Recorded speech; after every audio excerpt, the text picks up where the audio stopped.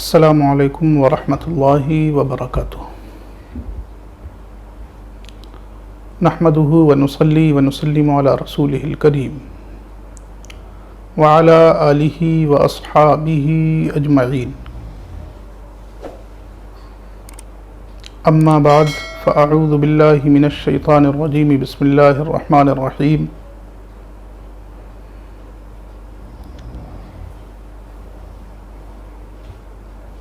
ان اللہ وملائکتہ یصلون علی النبی یا ایہا الذین آمنوا صلوا علیہ وسلموا تسلیما۔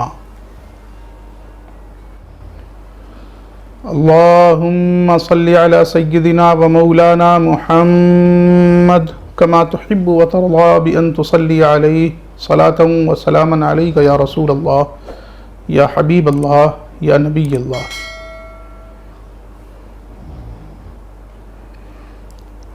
محترم حضرات،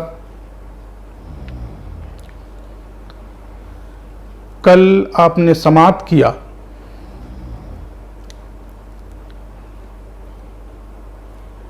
کہ وہ دور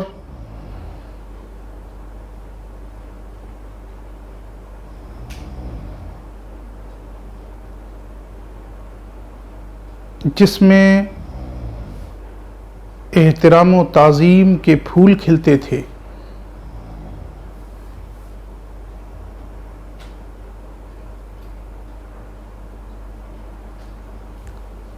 جس میں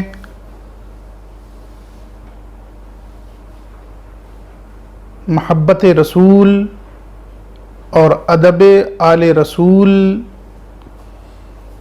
کے باغ لہلہاتے تھے،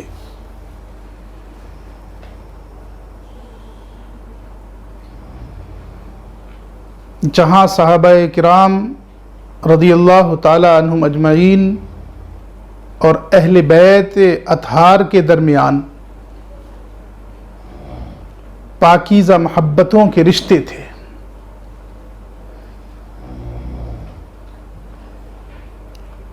خلوص کے جذبات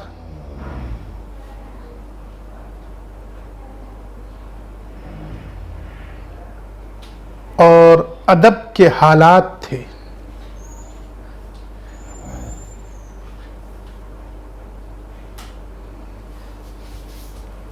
ایک ایسا مقدس دور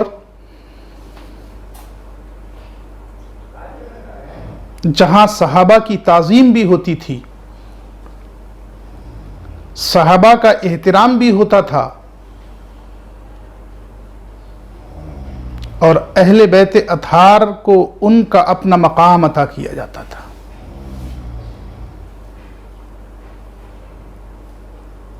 اہل بیت اطہار کی محبتیں ان کے سینوں میں بسی ہوئی تھی۔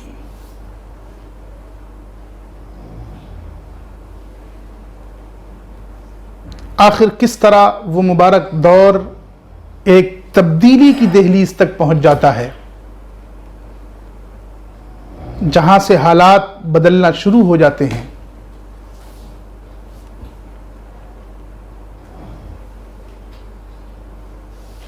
حضرت امیر معاویہ رضی اللہ تعالیٰ عنہ یزید کی تخت نشینی کا اعلان فرما دیتے ہیں۔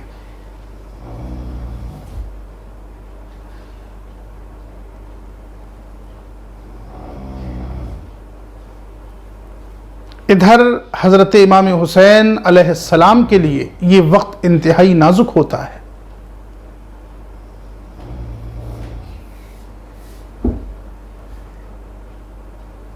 اور اسی وقت میں کیے ہوئے کچھ فیصلے کربلا کی بنیاد بنتے ہیں۔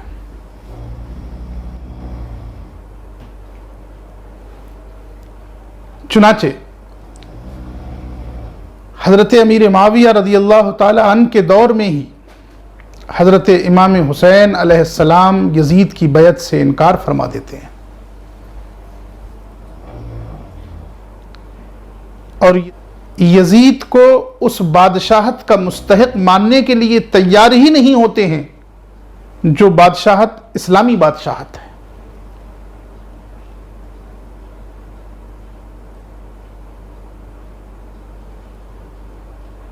جہاں بادشاہ امیر المسلمین کے لقب سے ملقب ہو،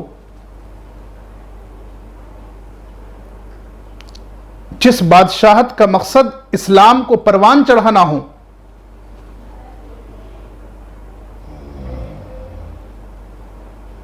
جہاں اسلام پھلتا اور پھولتا ہو، اس بادشاہت کا نگراں، اس بادشاہت کا مالک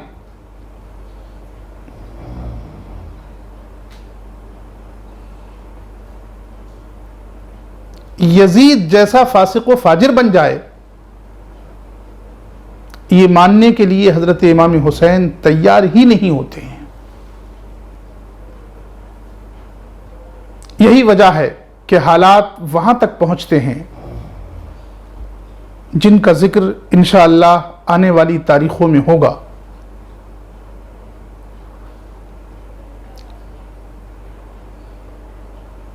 حضرت امام حسین رضی اللہ تبارک و تعالی عنہ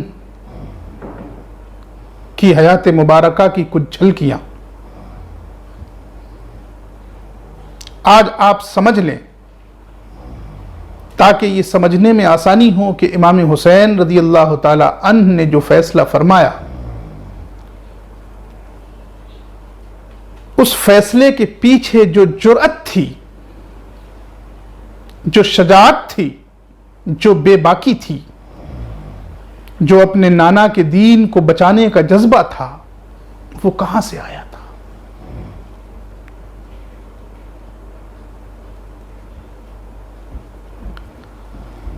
حضرت امام حسین رضی اللہ تعالیٰ عنہ 3 شعبان المعظم سن 4 ہجری کو حضرت فاطمہ زہرا رضی اللہ تبارک و تعالیٰ عنہا کے یہاں پیدا ہوتے ہیں۔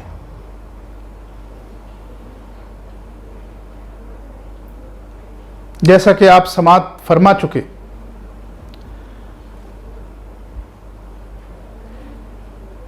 کہ اللہ کے رسول صلی اللہ تعالی علیہ وسلم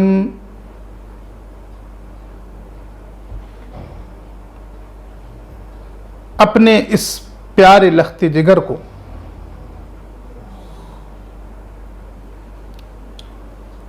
جس کی خوشخبری وہ حضرت ام الفضل کو پہلے ہی دے چکے تھے،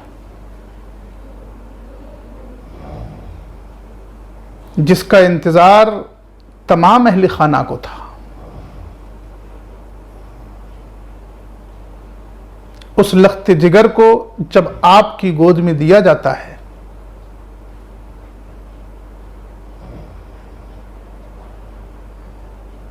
تو آپ اس کا نام حسین رکھتے ہیں۔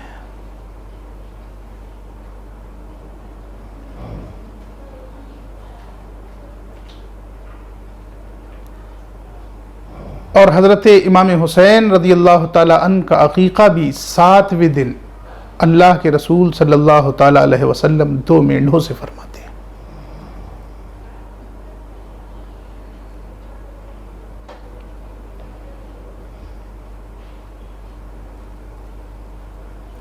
یہ دونوں وہ نواسے ہیں اللہ کے رسول صلی اللہ علیہ وسلم جن کو سونگا کرتے تھے، جن کو ہما ریحانتایا من الدنیا فرمایا، یہ میرے دنیا کے 2 پھول ہیں۔ وہ نواسے جن کا بچپن میں بھی رونا سید المرسلین صلی اللہ تعالی علیہ وسلم کو گوارا نہیں تھا۔ آپ سوچ سکتے ہیں کہ اللہ کے رسول صلی اللہ تعالی علیہ وسلم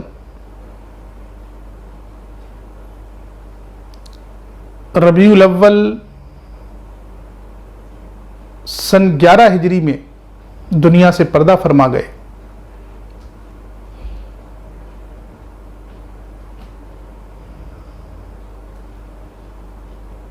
تو اس وقت حضرت امام حسین رضی اللہ تعالی عنہ کی عمر 6 سال رہی ہوگی۔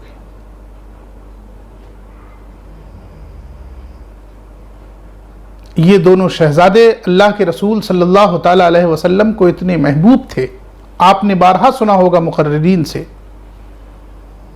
کہ اللہ کے رسول صلی اللہ تعالی علیہ وسلم دعا مانگا کرتے تھے، مولا میں ان دونوں سے محبت کرتا ہوں، تو ان سے محبت فرما جو ان دونوں سے محبت کرتے ہوں۔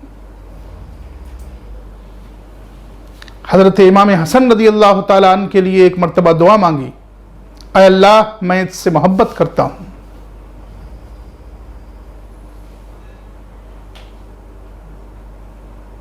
تو اس سے محبت فرما جو اس سے محبت کرے۔ اور پھر فرمایا لیبلغ الشاہد الغائب، جو موجود ہے وہ غائب تک یہ بات پہنچا دے، جو موجود ہے وہ غیر حاضر تک یہ بات پہنچا دے کہ اللہ کے رسول صلی اللہ علیہ وسلم ان شہزادوں سے محبت کرتے ہیں۔ اور محبت کیسی؟ وہ محبت جو تاریخ میں کہیں نظر نہیں آتی۔ آپ غور فرمائیں، اللہ کے رسول صلی اللہ تعالی علیہ وسلم کے نواسے شہزادے مولائے کائنات کے، لیکن مولائے کائنات جو سوچتے ہیں، جو خیال ہے، اس خیال کے علاوہ اللہ کے رسول صلی اللہ تعالی علیہ وسلم نام رکھتے ہیں۔ بعض روایتوں میں آیا کہ حضرت جبریل نے آ کر عرض کیا، اے اللہ کے رسول، علی آپ کے لیے ویسے ہی ہیں جیسے موسیٰ کے لیے ہارون۔ ہارون کے بیٹوں کا نام شبیر اور شبر تھا، تو حضرت ہارون علیہ السلام کے دو بیٹوں کا نام رب کریم نے آپ کے لیے عطا کیا ہے۔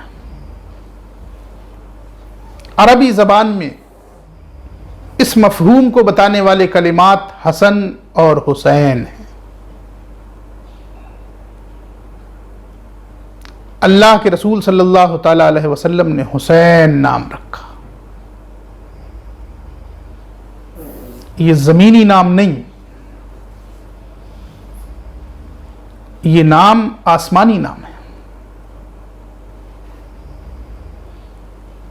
اس سے پہلے یہ دونوں نام کسی اور کے تھے ہی نہیں۔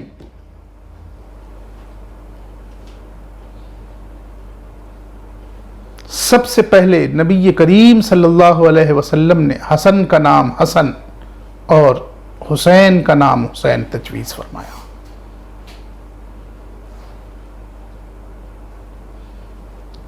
روایتوں میں آیا کہ اللہ کے رسول صلی اللہ تعالی علیہ وسلم ایک موقع پر خطبہ دے رہے ہیں،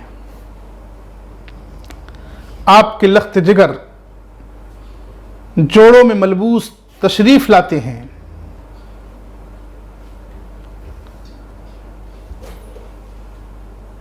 الجھ کر کہیں گر نہ جائیں، اس لیے رسول کریم صلی اللہ تعالی علیہ وسلم ممبر سے نیچے تشریف لے آتے ہیں اور اپنے دونوں بیٹوں کو اٹھا لیتے ہیں۔ یہ کون سی محبت تھی؟ خبردار، ہرگز یہ مت سمجھنا کہ یہ محبت وہ محبت تھی جو ایک نانا کو اپنے نواسے سے ہوتی ہے۔ یہ محبت وہ محبت تھی جو ایک نواسے کو اپنے نانا سے ہوتی ہے۔ یہ ایک خاندانی محبت تھی، یہ ایک قربت والی محبت تھی۔ ہرگز یہ مت سمجھنا۔ نبی کریم صلی اللہ تعالی علیہ وسلم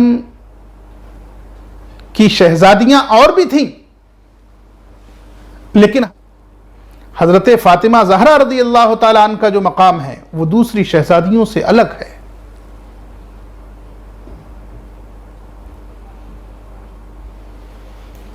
یہ وہ ہیں جن کو اللہ کے رسول صلی اللہ تعالی علیہ وسلم نے کملی اڑائی تھی۔ یہ اہل کساں ہیں۔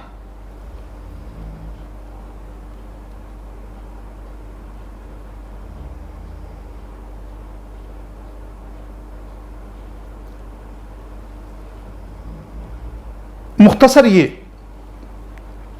کہ حضرت امام حسین رضی اللہ تعالی عنہ نے وہ مقدس دور اپنی آنکھوں سے دیکھا، سمجھا۔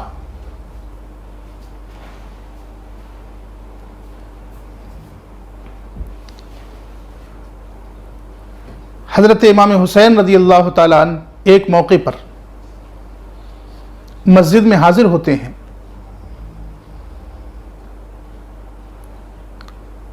امیر المؤمنین خلیفۃ المسلمین حضرت فاروق اعظم رضی اللہ تعالیٰ عنہ خطبہ دے رہے ہیں. آپ سمجھ سکتے ہیں عمروں کا کتنا فرق ہے.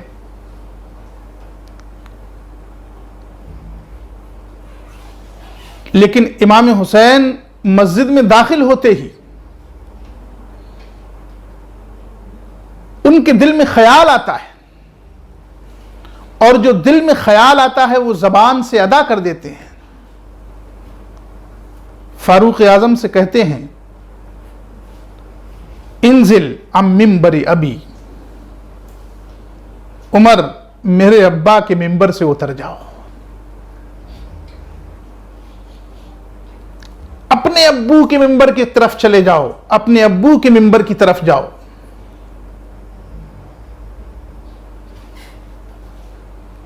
غور فرمائیے، ایک نوعمر کہہ رہا ہے، کس سے؟ وہ جو خلیفۃ المسلمین ہیں، وہ جو فاروق اعظم ہیں، وہ جس کے جلال سے لوگ تھر تھر کانپتے ہیں.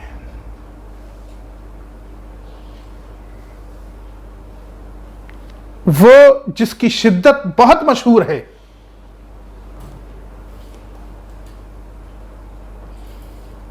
لیکن حضرت فاروق اعظم رضی اللہ تعالیٰ عنہ امام حسین کو پیارا سا جواب دیتے ہیں. فرماتے ہیں حسین میرے باپ کا کوئی منبر نہیں ہے،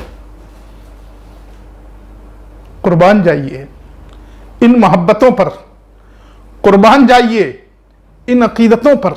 کون سی محبتیں تھیں؟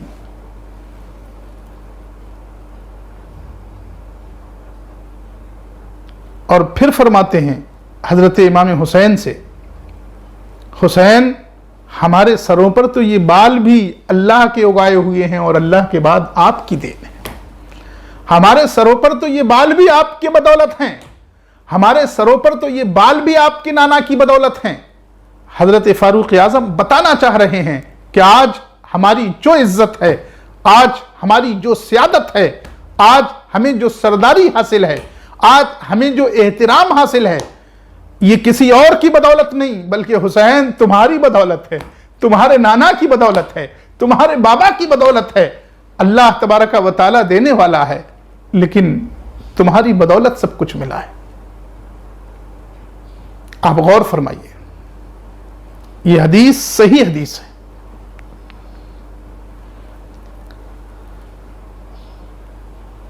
غور فرمائیں محبتوں کا عالم کیا تھا. امام حسین نے اس دور کو اپنی آنکھوں سے دیکھا تھا. وہ دور کہ حضرت امام حسین رضی اللہ تعالیٰ عنہ اگر اپنے نانا جان کی پشت اقدس پر آ کر بیٹھتے اور کوئی انہیں ہٹانا چاہتا تو اللہ کے رسول صلی اللہ علیہ وسلم منع فرما دیتے ہیں، مت ہٹاؤ.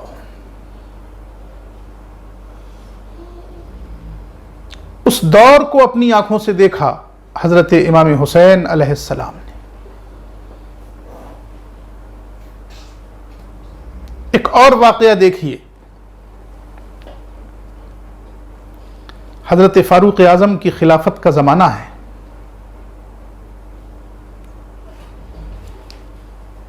فاروق اعظم رضی اللہ تعالیٰ عنہ امام حسین سے کہتے ہیں بیٹا کبھی کبھی گھر آیا کرو، کبھی کبھی میرے پاس آیا کرو. کون کہہ رہا ہے؟ حضرت فاروق اعظم رضی اللہ تعالیٰ عنہ. ایک دن وقت نکال کر حضرت امام حسین علیہ السلام پہنچ جاتے ہیں.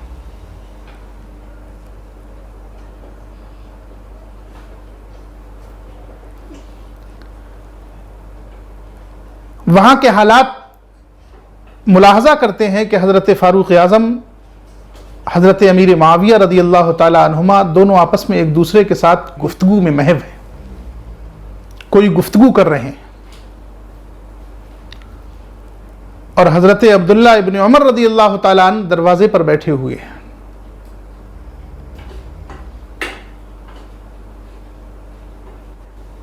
چنانچہ امام حسین بارگاہ سے لوٹ آتے ہیں.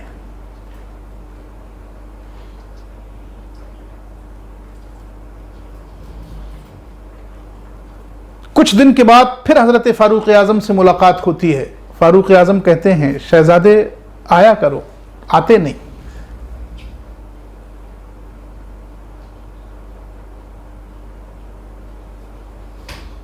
شہزادہ جواب دیتا ہے کیا ہوں، میں گیا تھا، آپ حضرت امیر معاویہ کے ساتھ کوئی گفتگو کر رہے تھے، حضرت عبداللہ ابن عمر دروازے پر بیٹھے ہوئے تھے.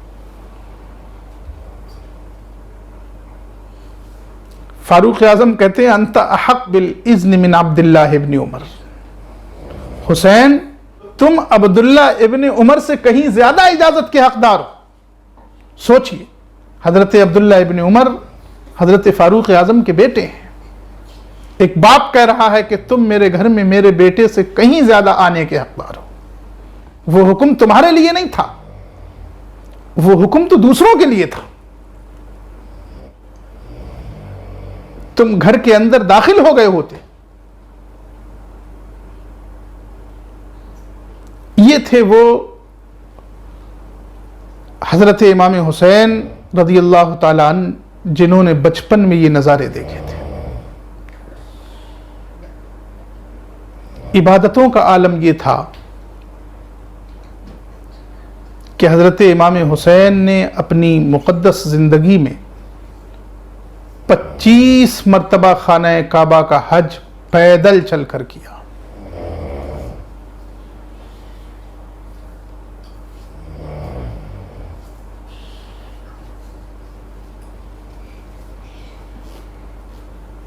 اور ایسا نہیں کہ آپ سواری سے نہیں جا سکتے تھے، سواری سے جا سکتے تھے. سواری کا انتظام ہو سکتا تھا. آپ غور کیجئے، جس کے لیے بادشاہ وقت خلیفہ وقت کے دربار کھلے ہوئے ہوں،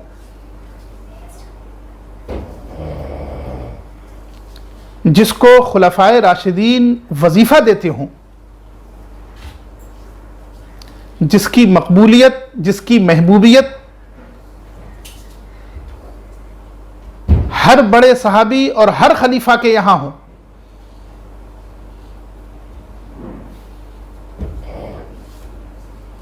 کیا ان کے لیے سواری کا انتظام نہیں ہو سکتا تھا؟ نہیں، بالکل ہو سکتا تھا. لیکن آپ نے 25 مرتبہ اپنی زندگی میں حج ادا فرمایا.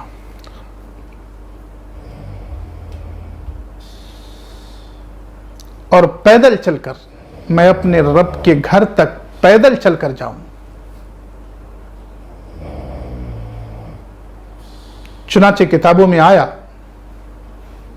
حج الحسین 25 حجن، 25 حجتن. امام حسین نے 25 مرتبہ خانہ کعبہ کا حج کیا.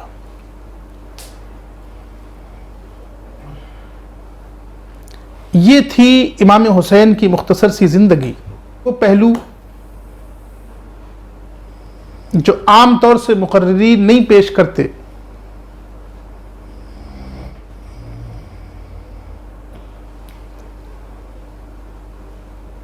حضرت امام حسین رضی اللہ تعالیٰ عنہ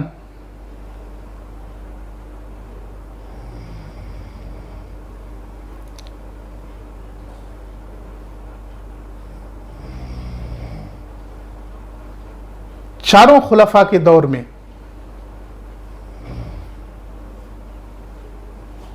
چاروں خلفاء کا دور انہوں نے اپنی آنکھوں سے دیکھا. 5ویں خلیفہ حضرت امام حسن رضی اللہ تعالیٰ عنہ یعنی اپنے بڑے بھائی کے دور میں ان کے شریک رہے.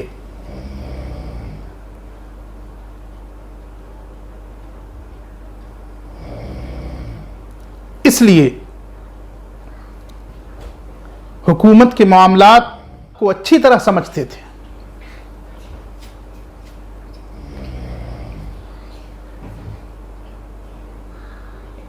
اس کے باوجود آپ نے وہ فیصلہ کیا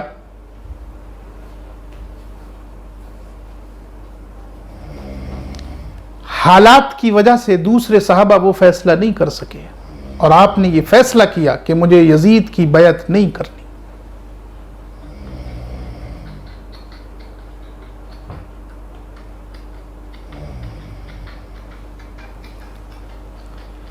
اور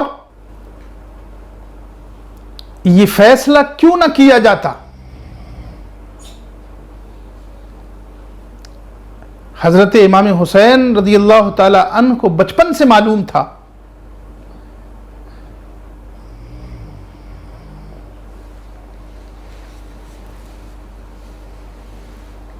کہ مجھے کربلا کے میدان میں شہید ہونا ہے۔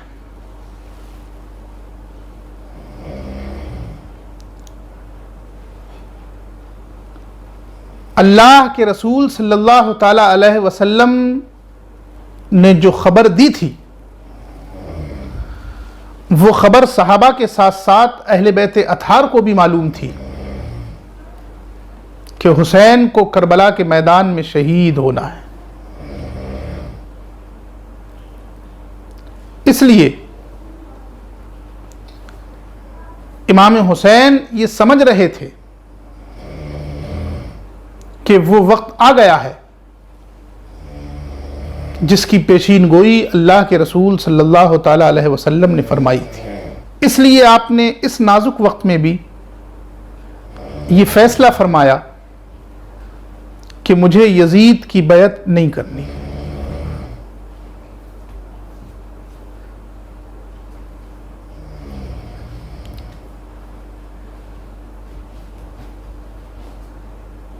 چنانچہ آپ نے اس فیصلے کو ظاہر کر دیا کہ کسی کو گراں گزرے یا کسی کو ناگوار ہو، مجھے یزید کی بیعت نہیں کرنی۔ میں اس فاسق و فاجر کی بیعت کیسے کر سکتا ہوں؟ میں مسلمانوں کا معاملہ اس فاسق و فاجر کے ہاتھ میں کیسے دے سکتا ہوں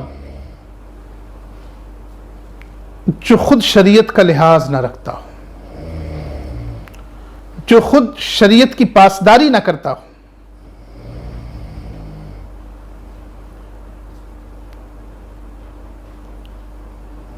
بہرحال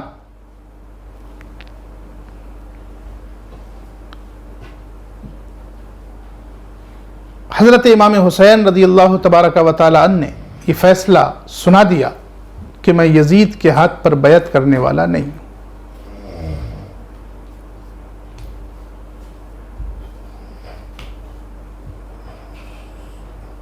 مگر آپ سمجھ رہے تھے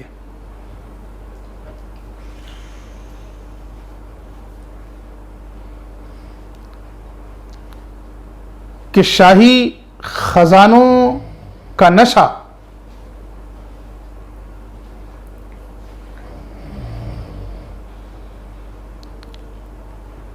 اور درباری سکوں کی کھنک اپنوں کو بھی دشمن بنا دیتی ہے۔ حضرت امام حسن رضی اللہ تعالی عنہ کی حالت دیکھی جا چکی تھی۔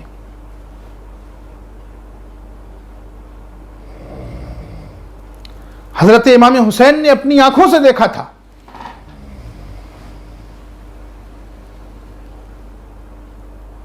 انہیں یقین تھا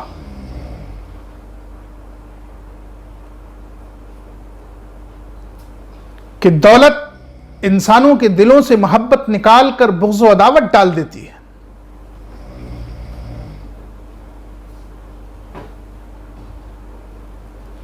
اس لیے میرے بیعت کے انکار کے بعد حالات سازگار نہیں رہیں گے، لیکن انہیں یہ بھی یقین تھا کہ آخر کربلا نمودار ہونا ہے،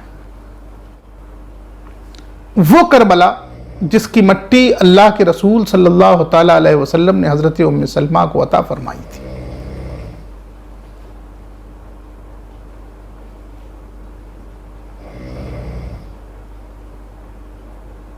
اس لیے حضرت امام حسین نے جو فیصلہ کیا تھا اسی پر قائم رہے اور کربلا کے حالات بن گئے۔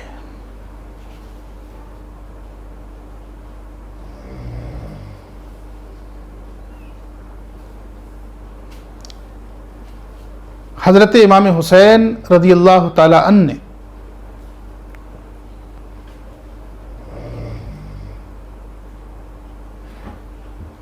شجاعت ورثے میں پائی تھی.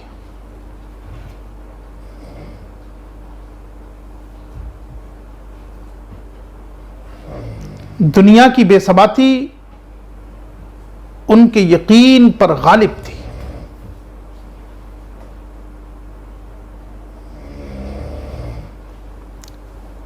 اس لیے کوئی طاقت انہیں ان کے فیصلے سے ہٹا نہیں سکی. وہ اپنے ہوں یا بیگانے،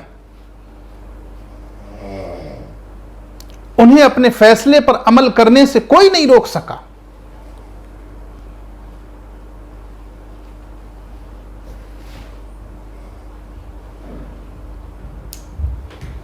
اور بالآخر کربلا کے حادثے کی بنیاد رکھ جاتی ہے.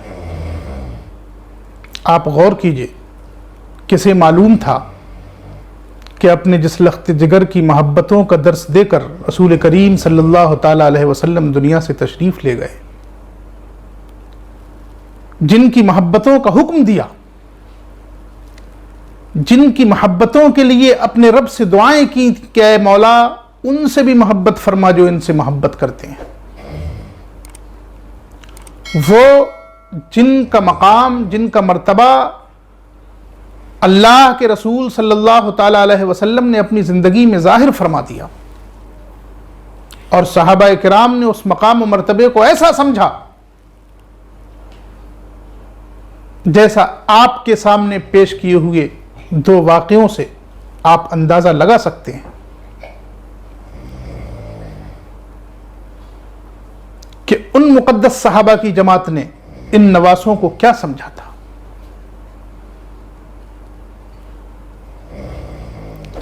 اللہ کے رسول صلی اللہ تعالی علیہ وسلم جن کو اپنا پھول کہیں، دنیا میں جن کی آمد کا انتظار خود اللہ کے رسول صلی اللہ تعالی علیہ وسلم فرمائیں، وہ نواسے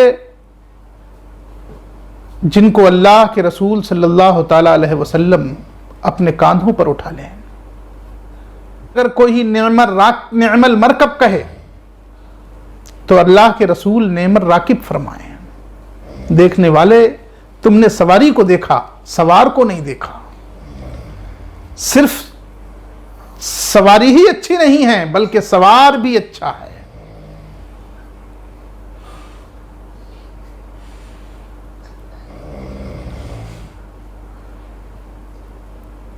حضرت امام علی مقام حسین علیہ السلام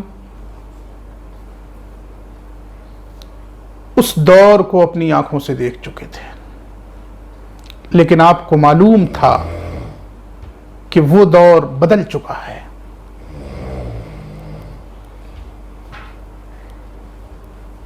اب دور ایسا آ گیا کہ میرے بڑے بھائی کو زہر دلوا دیا گیا. آپ سوچئے، غور کیجئے،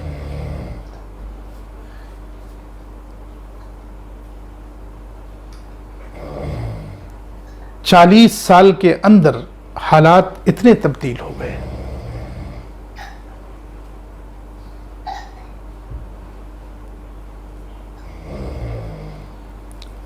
ادھر حضرت امیر معاویہ رضی اللہ تعالیٰ عنہ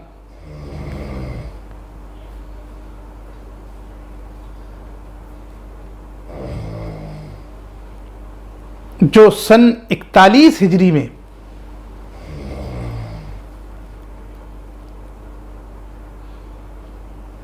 تخت نشین ہوئے تھے،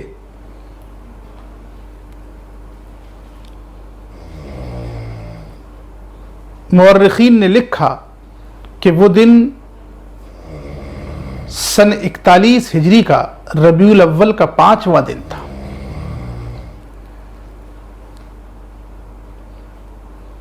یا ربیع الاخر کی بات تھی. بہرحال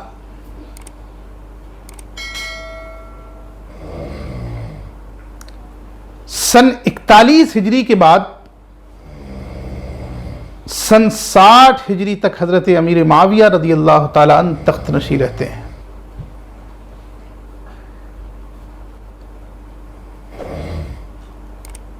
نظام میں تبدیلی کی آہٹ جو محسوس کر لی گئی تھی،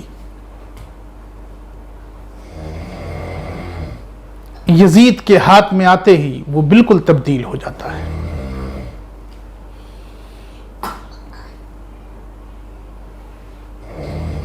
چنانچہ یزید جو خود فاسق و فاجر آدمی تھا، جس کے تعلق سے انشاءاللہ ہم آئندہ گفتگو کریں گے،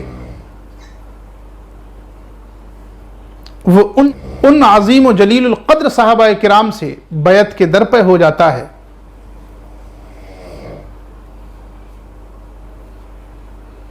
جو بہرحال مقام و مرتبے میں اس سے کہیں بلند تھے۔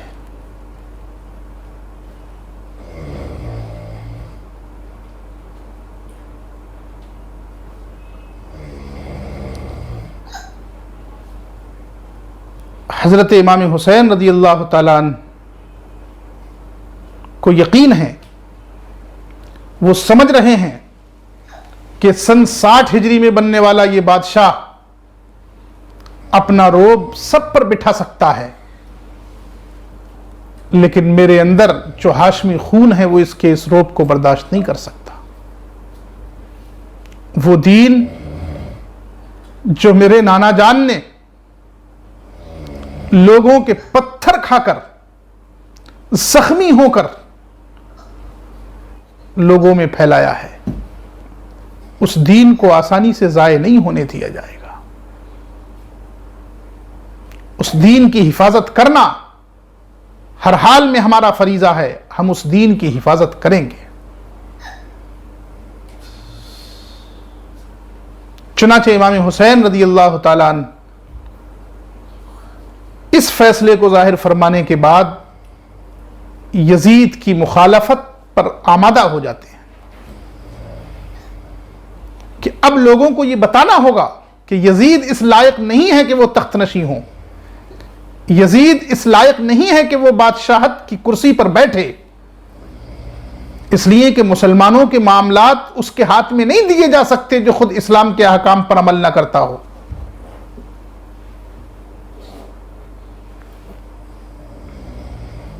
یہاں سے کربلا کا آغاز ہوتا ہے۔ اس کے بعد کے حالات انشاءاللہ بالتفصیل آنے والی قسطوں میں آپ سماعت کریں گے۔ اس کے بعد حضرت امام حسین رضی اللہ تعالیٰ عنہ مدینے سے کوفہ تک سفر کرتے ہیں، جیسا کہ آپ نے سماعت فرمایا۔ اس کے بعد کیا ہوگا اس کی تفصیل انشاءاللہ آئندہ قسطوں میں آئے گی۔ اللہ تبارک و تعالی ہم سب کو حضرت امام علی مقام کی محبتیں عطا فرمائے، ان کی سنتوں پر عمل کرنے کی توفیق نصیب فرمائے، ان کے تقدس اور ان کی پاکیزگی کو سمجھنے کی توفیق بخشے۔ آمین۔ وآخر دعوانا ان الحمد للہ رب العالمین۔ السلام علیکم